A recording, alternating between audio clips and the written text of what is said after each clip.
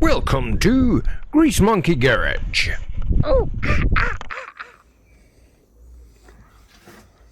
Shoehorning the V8 into the TR7. Will it fit? Definitely. Questionable. Yeah, What do you say? it'll fit, definitely. Yes.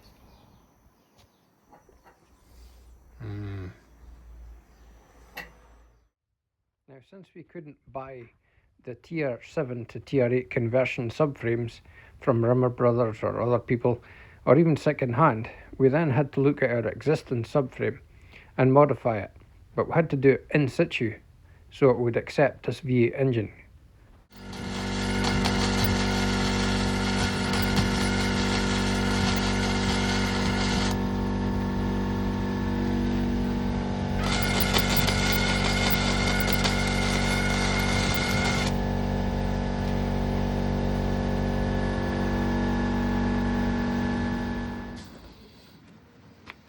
Welded plates to hold the V8 engine. 6mm steel, high penetration, high welds, deep welds.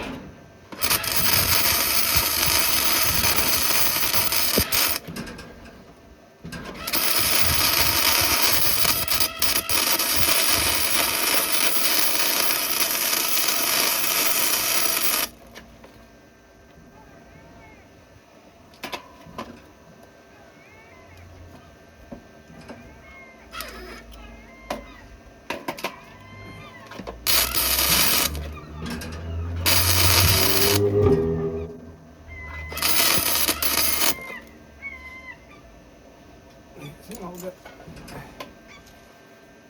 Yep.